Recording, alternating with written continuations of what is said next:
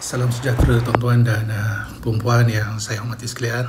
Alhamdulillah dapat kita bertemu lagi dalam siri kedua dalam penjelasan-penjelasan untuk melengkapkan proses-proses yang telah pun saya usahakan sebelum ini dengan memperjelaskan kepada tuan-tuan dan perempuan apa yang boleh kita kongsikan, apa yang boleh kita letakkan sebagai satu wadah dalam usaha kita untuk meneruskan kehidupan dalam keadaan yang mendapat redha daripada Allah Subhanahu Wa Taala, dan dalam masa yang sama kita dapat melaksanakan amanah kita dengan sesama makhluk untuk menjadi makhluk yang telah dijanjikan oleh Allah Subhanahu Wa Taala sebaik-baik tempat.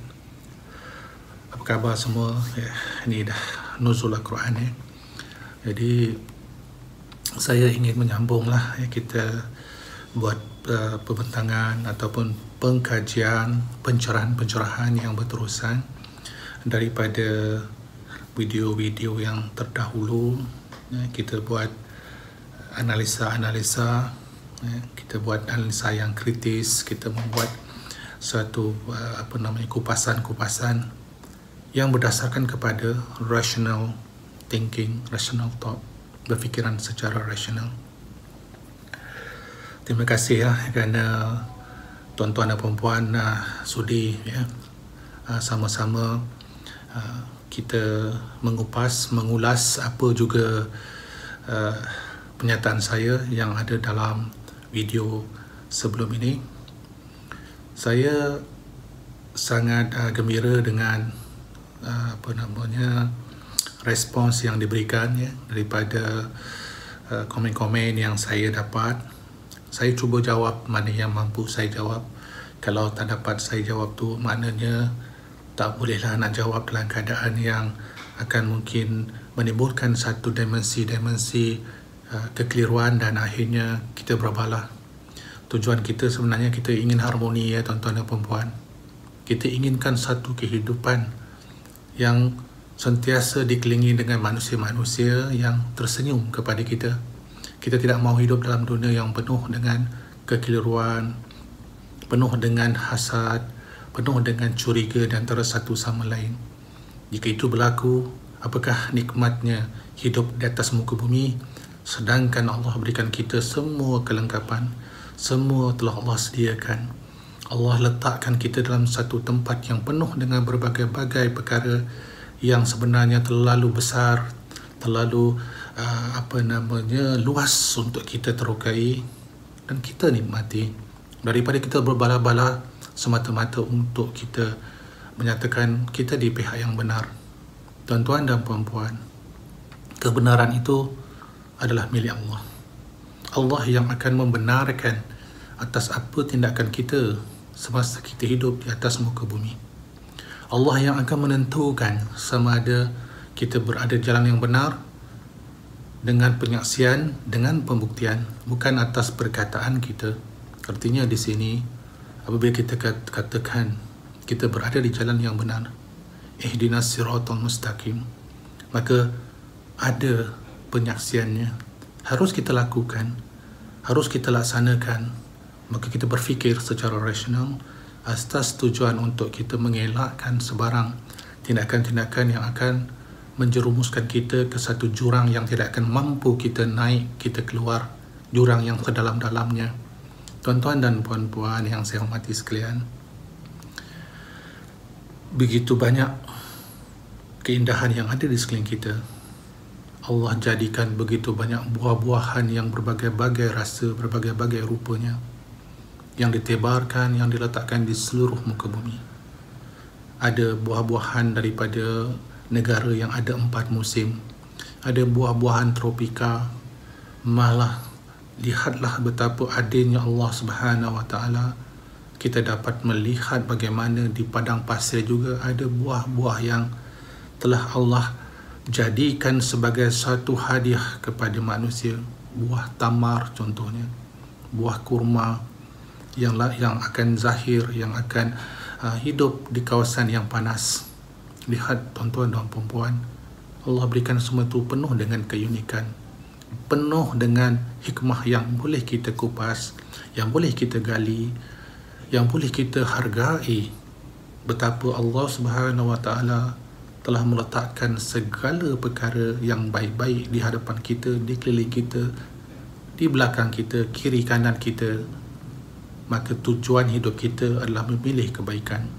Maka di situlah datangnya pemikiran-pemikiran yang rasional, pemikiran yang akan dapat membezakan di antara persoalan baik dan persoalan buruk, yang akan memisahkan garisan di antara hitam dan putih, di antara hak dengan batil. Berbalik kepada persoalan akhir zaman, kita membicarakan soal Imam Mahdi atas nilai yang dia bawa, bukan sosoknya sebagai satu fizikal. Kita membicarakan tentang apa yang akan dapat kita miliki, yang akan mendatangkan kebaikan bagi diri kita. Kita tidak mengikut sosok, kita tidak mengikut mana-mana individu atas dasar dirinya, tetapi kita mengikut kerana dia memberikan kita laluan, menunjukkan kita jalan yang akan mengembalikan kita kepada Maha Pencipta, yakni Allah Subhanahu Wa Taala, dan diterima oleh Allah dengan penerimaan yang disebut dengan istilah kekasihnya. Kita ingin menjadi kekasih Allah, kita ingin menjadi hamba kepada Allah yang Allah letakkan di tempat sebaik-baiknya, yakni di syurga Allah yang kekal buat selama-lamanya. Maka kita melihat Imam Mahdi itu harus melihat kepada nilai, bukan melihat sosoknya. Kita melihat nilai yang akan kita perolehi daripada dirinya, yang akan memberi manfaat kepada kita untuk menjadi manusia yang bertaat kepada perintah Allah dan Rasulnya. Kita bukan mengikut seseorang itu kerana kita suka kepada dia. Kita bukan menerima seseorang itu kerana kita diperintah atas dasar derjat, tetapi kita menerima seseorang itu kerana dia membawa kebenaran. Maka begitulah yang berlaku kepada para rasul. Ia mengalui satu perjalanan. Mereka tidak akan duduk dalam keadaan yang sangat mudah, sangat senang, melainkan sentiasa mendapat ujian-ujian yang berbagai-bagai. Daripada ujian-ujian itu, ia mencerminkan sifat-sifat yang dikatakan sabar, pengasih, penyayang, sifat yang sentiasa bersangka baik, membuat kebaikan. Maka itu yang ditunjukkan kepada kita. Kita belajar daripada situ. Maka daripada situlah kita praktikkan dalam diri kita sendiri. Kita selalu menyebut perkataan benar, tetapi adakah kita sendiri membenarkan proses itu dalam pelaksanaan? Kita menyatakan tentang kesabaran. Adakah kita dapat melakukan proses itu dalam diri kita sendiri? Maka di sinilah harus kita fahami. Mengenal Imam Mahdi bukan soal sosoknya, tetapi soal nilai kebaikan yang dibawa olehnya, sebagaimana yang dibawa oleh Rasulullah SAW kepada kita, yakni akhlak yang mulia, akhlak yang sangat disenangi oleh sesiapa sekalipun yang berada di sekeliling kita. Kerana apabila kita dapat memahami, dapat kita merealisasikan akhlak Rasulullah SAW dalam hidup kita, tuan-tuan dan puan-puan, akan disayangi oleh sesiapa sekalipun, akan diterima oleh mereka-mereka yang menjadi musuh sekalipun, kerana nilai-nilai kebaikan itu akan kekal dalam diri kita. Nilai-nilai yang buruk itu bukan pakaian kita sebenarnya. Maka di sinilah datangnya akhlak yang akan menentukan perbezaan di antara mereka-mereka yang dapat bersama dengan Imam Mahdi atau mereka-mereka yang bersangka-sangka mereka berada bersama Imam Mahdi. Tuan-tuan dan puan-puan, bertitik tolak daripada video-video yang sebelum ini, saya ingin menambah sedikit lagi untuk kita sama-sama kupas, untuk sama-sama kita renungkan kembali. Apa yang ingin saya nyatakan adalah soal yang berbalik kepada practicality. Praktiskanlah berfikiran itu dengan jelas. Kerana berfikir ini ada dua situasinya, tuan-tuan dan puan-puan. Dua situasi yang akan membezakan pemikiran yang ada pada setiap individu, iaitu yang pertama, pemikiran rasional.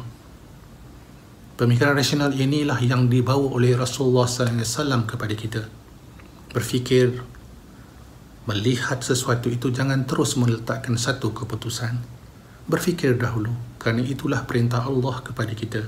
Berulang-ulang kali di dalam Al-Quran, tidak kurang 50 ayat, menjelaskan kepada kita, diperintahkan oleh Allah sentiasa berfikir. Tidakkah kamu lihat kejadian siang dan malam, ya, bagaimana pergerakan bintang-bintang, planet-planet di atas garisannya masing-masing. Ini semua untuk mereka-mereka yang mahu berfikir. Berjalanlah kamu di atas muka bumi, melihat apa yang ada di sekeliling, perbezaan-perbezaan, untuk kita saling menerima perbezaan itu sebagai satu keunikan. Sebagaimana yang saya katakan tadi, buah yang berbagai-bagai bentuk, berbagai-bagai rasa, maka itulah indahnya keunikan itu. Perbezaan itu menjadi satu nilai harmoni apabila dicarikan titik persamaan. Apakah titik persamaan itu tadi?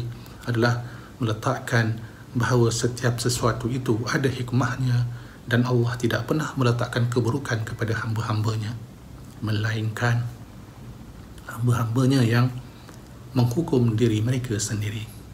Tuan-tuan dan puan-puan, balik kepada persoalan pemikiran rasional, maka hujungnya nanti bertemulah kita dengan Allah Subhanahu wa Ta'ala dalam keadaan yang Allah redha.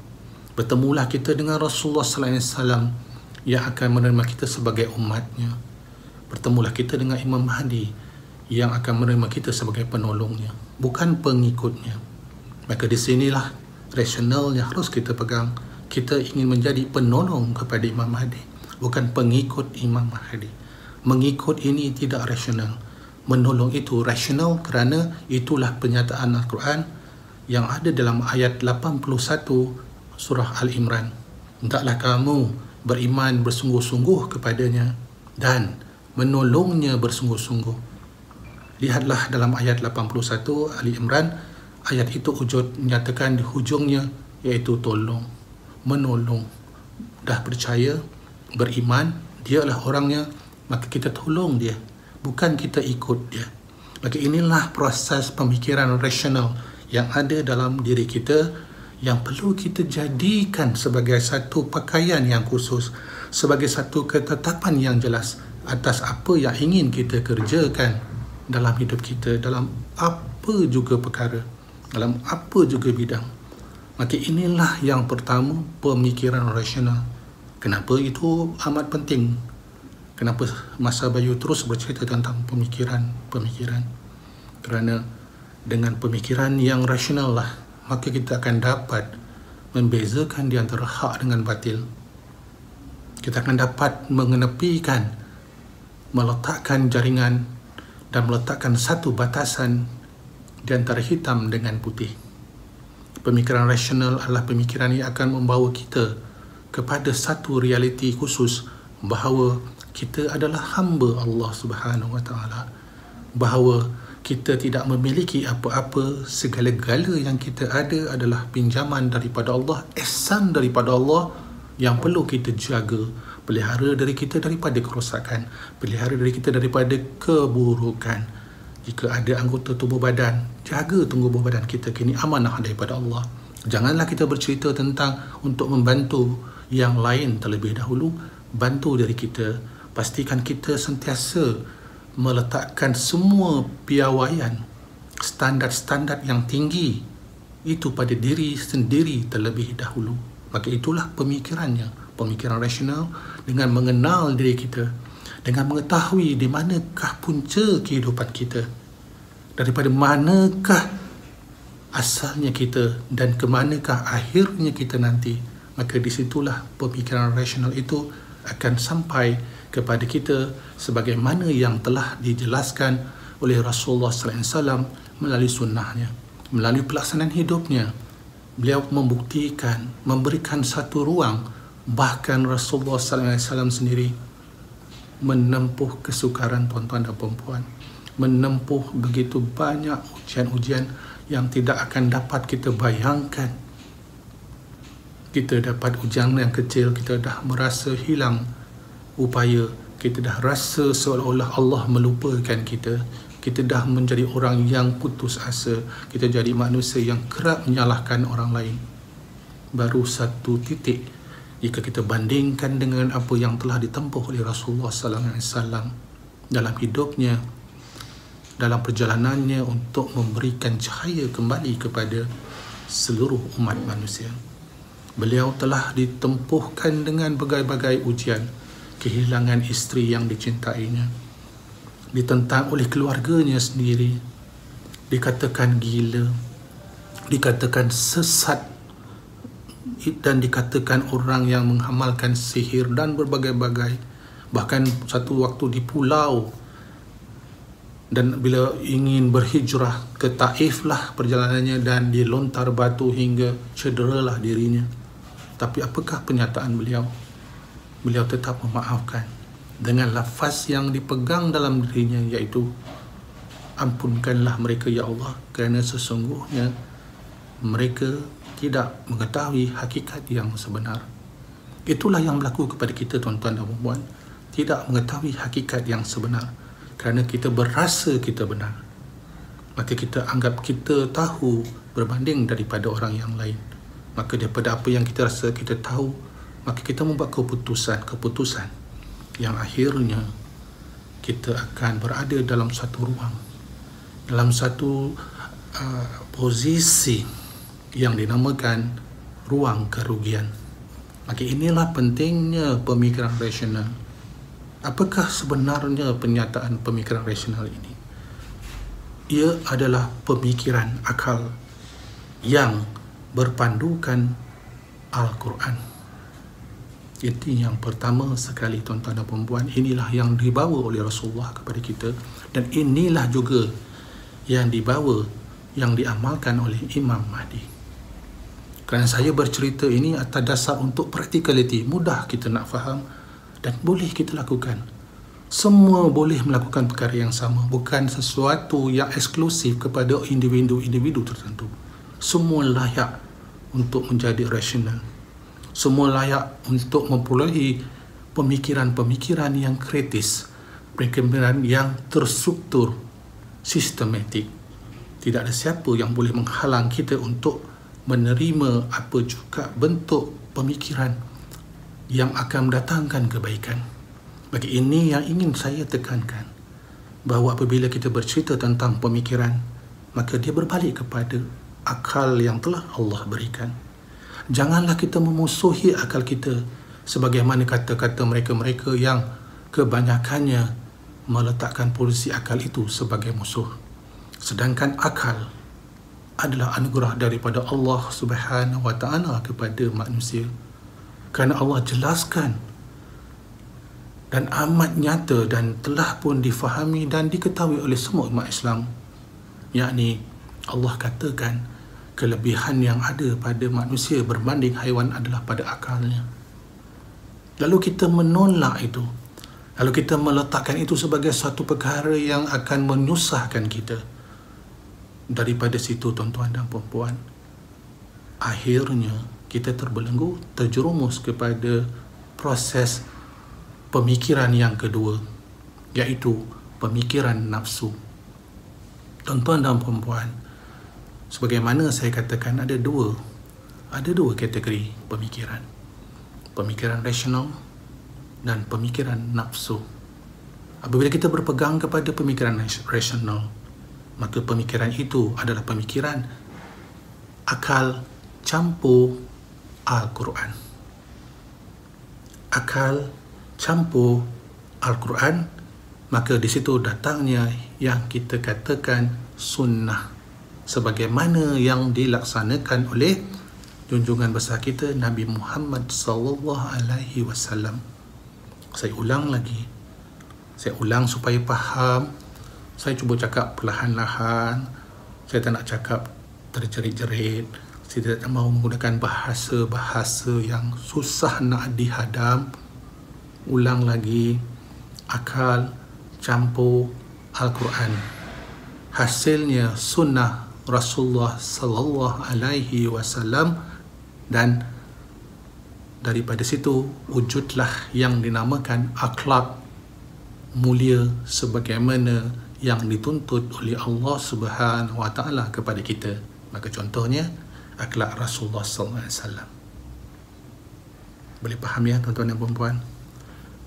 Daripada situ masuk kepada pemikiran yang kedua, iaitu pemikiran nafsu. Pemikiran nafsu ini sama juga akal campur nafsu di sini. Bukan pada Al-Quran, di sini. Maka akal campur nafsu.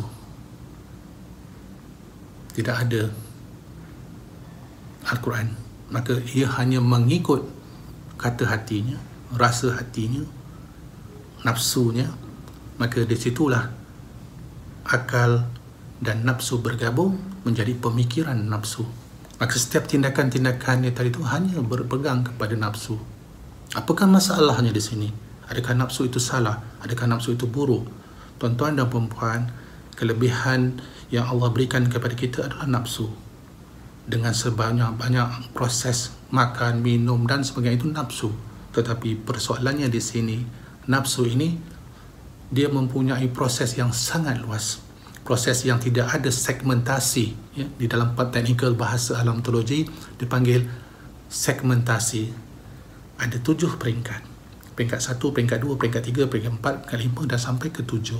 Tetapi di dalam proses pemikiran nafsu, dia tidak ada peringkat 1, 2 sampai 7. Dia hanya satu peringkat 1 dan sampai 7. Maka tidak ada tingkat daripada ruang 1 dan 7. Berbanding dengan pemikiran rasional, ada tingkatnya, tingkat 1, tingkat 2, tingkat 3, 4 dan akhirnya peringkat yang ke-7. Maka apakah isunya di sini? Pemikiran nafsu tidak ada satu sekatan selagi sampai peringkat yang ketinggi. Maknanya di sini kalau dia nak kereta yang besar, kereta yang mahal, tak cukup mahal, cari lagi mahal, tak cukup lagi, cari lagi mahal, kerana dia tidak ada berbalik kepada proses yang nyata, kerana pemikiran nafsu akan kembali kepada kehendak. Faham ya? Maka semua yang dipikirkan berdasarkan kehendaknya. Apa yang dia nak. Belum tentu apa yang dia nak itu adalah sesuatu yang mendatangkan kebaikan kepada dia, kerana di situlah datangnya peranan pemikiran rasional. Kerana pemikiran rasional ini akan berbalik kepada keperluan. Kalau dalam Indonesia disebut kebutuhan lah, ya. Cuma di Malaysia tak disebutlah kata macam tu, ada maksud yang berbeza. Tapi saya pegang perkataan keperluan, needs, basic needs. Jadi apa yang kita perlu makan, kita makan. Kita bukan nak makan. Maka mereka yang mendapat penyakit, yang selalu menghadapi masalah sebab dia nak makan, dia kan perlu makan.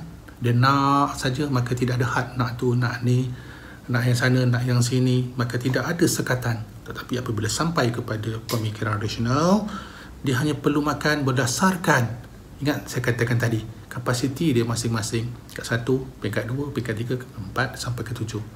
Jika dia nak makan, dia akan periksa dulu kapasiti dia di mana. Oh, dia berada di tingkat 1. Oh, tingkat 1 maknanya dia makan hari ini 1 lauk sajalah. Kenapa? Kerana akal dia tadi dengan mempunyai kapasiti kepada rujukan Al-Quran yang mempunyai suatu had, maka dia akan memastikan berdasarkan kapasiti yang dia miliki. Membeli makanan cukup berdasarkan kemampuan dia. Maka itu berbeza dengan pemikiran nafsu. Dia tak kira cukup tak cukup, sampai berhutanglah dia, sampai buatlah benda yang bukan-bukan. Tapi akhirnya apa yang berlaku? Pembaziran. Bukan saja apa yang dia beli itu tidak mendatangkan manfaat, malah kerosakan dan membazir dalam berbagai-bagai sudut, berbagai-bagai situasi. Maka ini yang harus diperjelaskan dalam diri kita. Hidup kita kena faham ada 2 pemikiran yang ingin saya kongsikan dengan tuan-tuan dan puan-puan. Saya menemui ini semua, ya, pengetahuan ini bukan dengan tiba-tiba. Saya mengkaji, Saya membuka Al-Quran, saya memahamkan Al-Quran, dan daripada situ saya praktiskan, saya lakukan proses-proses empiricalnya, membuat kajian-kajian lapangan, dan daripada situ setelah perjalanan yang berpuluh tahun, akhirnya saya dokumenkan semua ini menjadi sebagai satu disiplin yang saya namakan alam teologi.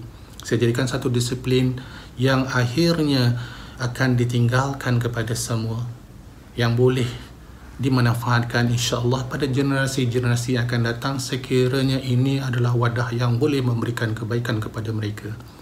Maka ini yang saya aturkan dan saya berkongsi dengan tuan-tuan dan puan-puan, kerana perkataan perinol mungkin tidak pernah didengar, pasti tidak pernah didengar. Itu adalah istilah yang saya berikan. Perinol adalah pemikiran rasional. Jadi bila sampai kepada persoalan pemikiran nafsu, maka ia selalu akan terkait dengan pembaziran, terkait dengan perkara-perkara yang mendatangkan perkara-perkara yang sia-sia. Kerana kita tidak melakukan tindakan berdasarkan rationality, tetapi berdasarkan nafsu, akhirnya kerugianlah yang akan kita perolehi.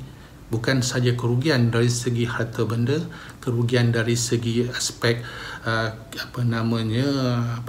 pemilikan dari sudut dunia sahaja, tetapi kerugian kita yang paling besar adalah apabila kita kembali kepada Allah, di mana kita akan ada suatu situasi yang kita akan minta kepada Allah, ya Allah, hidupkanlah aku kembali ke muka bumi, hidupkanlah semula, kerana aku akan beribadah kepadamu, aku akan melakukan semua perintah-perintahmu, akan aku lakukan segala kebaikan.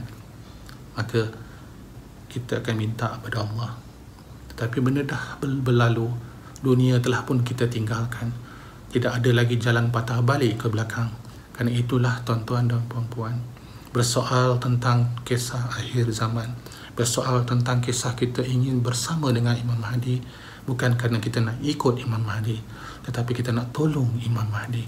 Bila sebut saja perkataan tolong, jangan kita lupa, berfikiranlah secara rasional, bermakna Imam Mahdi yang perlu ditolong, bukan dia menolong kita. Apakah maksudnya begini? Adakah maksudnya Imam Mahdi tidak memiliki apa-apa, ataupun Imam Mahdi tidak mempunyai keupayaan?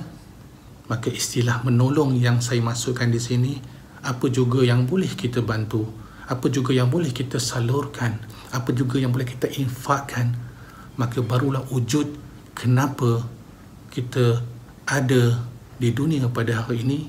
Maka ini dapat kita lihat dalam peristiwa bagaimana Rasulullah SAW juga berada dalam satu proses, dan beliau ditolong, diberikan bantuan-bantuan oleh sahabat-sahabatnya, Abu Bakar, Abdul Rahman Auf, dan siapa-siapa juga yang ada di sekelilingnya dengan apa yang dia mampu, yang nak berikan harta, berikan unta, apa sekalipun, atas perkara yang akhirnya Rasulullah SAW hanya mengatur selia, menunjuk cara dan membuktikan kepada mereka bagaimanakah itu boleh berlaku. Maka istilah menolong Imam Mahdi ini bukan berarti dia lemah, bukan berarti dia kurang, tetapi adalah peluang yang kita miliki. Baru ada sebab untuk kita berbakti kepada Imam Mahdi. Kita berbakti angkat kasut katanya. Ada yang bercakap dengan saya, Pal, saya dapat angkat kasut Imam Mahdi pun cukup. Maknanya tolong angkat kasut. Jadi bayangkan tuan-tuan dan puan-puan, kenapa kita kena faham istilah menolong menggunakan rasional kita. Jika tidak tuan-tuan dan puan-puan, apa peranan kita? Ikut saja. Bila kita ikut, maka kita membebankan siapa yang kita ikut. Kita nak kena makan, kita nak tempat tinggal, kita nak ada segalanya. Daripada mana kita akan peroleh itu semua? Maka berfikiran secara rasional. Kita kena menyediakan itu terlebih dahulu. Sebab itu daripada video yang sebelum ni saya bercerita tentang kenal diri kita dulu, perbaiki diri kita dulu, kita penuhkan apa kapasiti yang kita ada. Kemudian apabila sampai masanya, kita serahkanlah diri kita bulat-bulat kepada Allah, dan kepada mereka-mereka yang Allah pilih sebagai pemimpin. Maka kita tolong. Kita ada harta, maka kita infakkanlah harta itu kepada beliau. Bila kita ada apa juga tenaga, maka tenaga itu kita berikan kepada beliau untuk menyelesaikan tanggungjawab yang boleh dilaksanakan oleh Imam Mahdi. Maka konsep ini yang selalu bertentangan dengan kebanyakan pihak. Seolah-olah Imam Mahdi itu ada bawa harta, benda sebagainya, dan kemudian ditabur-taburkan kepada semua.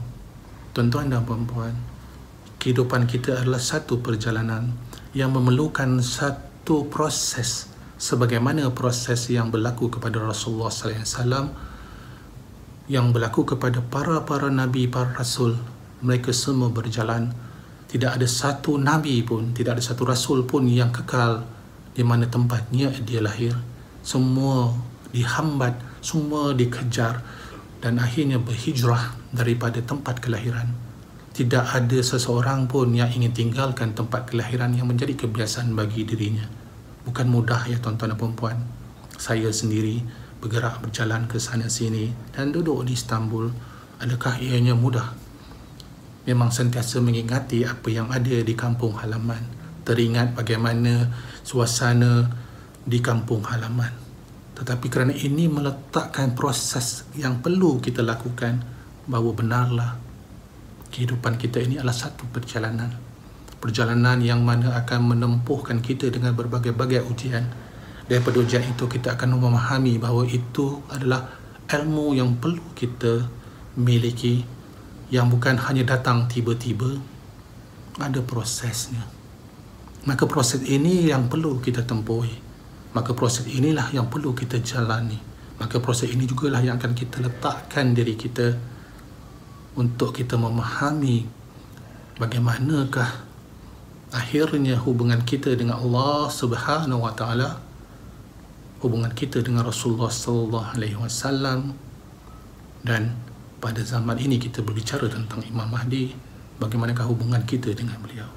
Bukan datangnya dengan menabur harta benda, tetapi beliau datang untuk kita dapat berbakti kepadanya. Tuan dan puan-puan, lihatlah nisbah. Kita bercakap ini kena ada empiricalnya, kita kena ada hitungan matematiknya. Ambillah yang paling mudah. Tak pandai matematik katanya, tak apa, ambillah yang mudah. Hitung 1 campur 1 campur 2 campur 3 mudah. Maka kita lihatlah nilai yang dibawa oleh Imam Mahdi. Apakah nilai yang dibawa oleh beliau? Nilai bagi sekalian alam, sebagaimana apa yang dibawa oleh Rasulullah SAW sebagai cerminan dia. Maka maksudnya di sini, beliau akan memakmurkan muka bumi, beliau akan mentadbir muka bumi, mendatangkan keharmonian, mendatangkan keadilan, menolak kezaliman. Masyarakat dunia akan berada dalam keadaan yang sangat bahagia. Tidak ada lagi orang-orang miskin di atas muka bumi. Tidak ada lagi manusia-manusia yang mampu menolak realiti bahawa Allah itu maha benar. Itulah tugas dia. Tetapi tugas dia itu perlu ada saluran daripada kita menjadi penolong. Jadi bayangkan tuan-tuan dan puan-puan, jika kita infakkan RM1 kepada Imam Mahdi, maka nilai yang akan tercapai, nilai pulangan adalah dengan RM1 ini tadi, beliau gunakan usahanya untuk makmurkan muka bumi. Besar atau tak besar infaknya yang kita perolehi? RM1 bersama dengan nilai seluruh muka bumi. Kalau satu bukan lagi nisbah satu nisbah kepada 10,000, satu nisbah ke 1 juta. Jika kita kira hitung jumlah manusia yang ada di dunia pada hari ini, 7 bilion manusia, berarti 7 bilion manusia ini lah yang akan dibentuk oleh Imam Mahdi dalam soal kehidupan. Maka kita infakkan RM1 kepada Imam Mahdi. Maka Imam Mahdi akan mengambil RM1 ini tadi bukan untuk satu orang lagi, tetapi dia akan gunakan, multiplykan proses, multiplykan value dia ataupun tambah nilai yang ada daripada RM1 supaya 7 bilion manusia mendapat manfaat. Dapat tak ikut apa yang saya cuba sampaikan, hitungan dia? Besarkan tuan-tuan dan perempuan. Maka itulah akhirnya proses kita adalah menjadi penolong Imam Mahdi, bukan pengikut Imam Mahdi. Maka dalam hal ini tadi, saya ingin meletakkan satu status yang paling jelas kepada semua, untuk memudahkan semua, untuk memahamkan realiti, adalah kita kena berfikir dengan rasional. Jangan kita berfikir dengan emosi, dengan nafsu. Apabila kita berfikir secara rasional, maka kita akan dapat mengenal Imam Mahdi. Bila kita berfikir dengan nafsu, maka kita akan menjauhkan diri kita daripada Imam Mahdi. Itu yang dapat saya terangkan. Semudah itu untuk tuan-tuan dan perempuan hadamkan. Fikirkanlah, fikir dan terus berfikir, rujuk Al-Quran. Fikir, rujuk Al-Quran. Kerana itulah yang saya lakukan. Itu yang saya lakukan. Saya tidak pernah merujuk kepada mana-mana pihak. Saya mendengar pandangan dari ramai pihak. Benar, saya mendengar pandangan. Tetapi akhirnya nanti saya akan kembalikan kepada Al-Quran. Apa juga pandangan-pandangan, apa juga pernyataan-pernyataan, apa juga kesimpulan-kesimpulan daripada sesiapa sekalipun. Ada tak di dalam Al-Quran? Apabila ianya tidak wujud di dalam Al-Quran, maka saya akan mengembalikan perkara itu kepada proses yang berbalik kepada nafsu. Maka itu bukan cara Perino, itu adalah pemikiran nafsu. Maka apabila pemikiran nafsu, sebagaimana yang saya katakan daripada awal, akan membawa kita masuk ke jurang yang dalam, jurang yang mana tidak akan mampu kita panjat keluar daripadanya.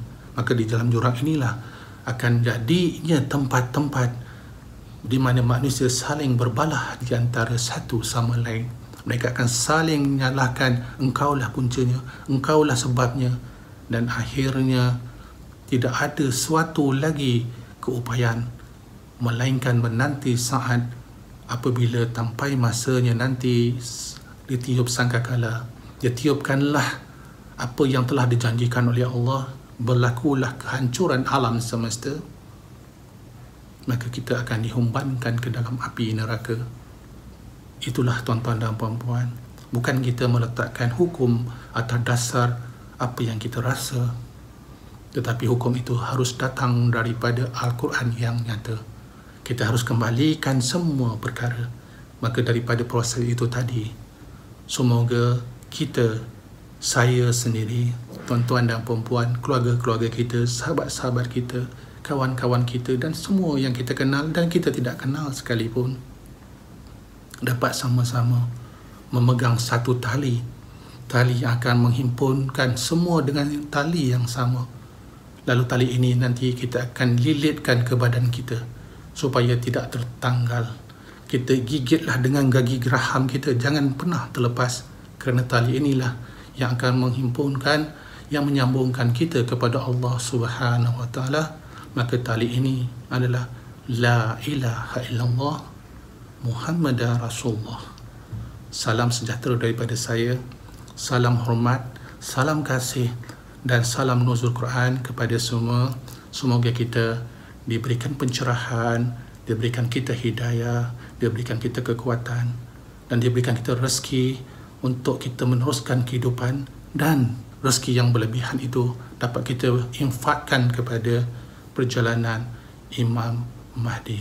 Assalamualaikum, sampai kita bertemu lagi. Daripada saya, Masa Bayu.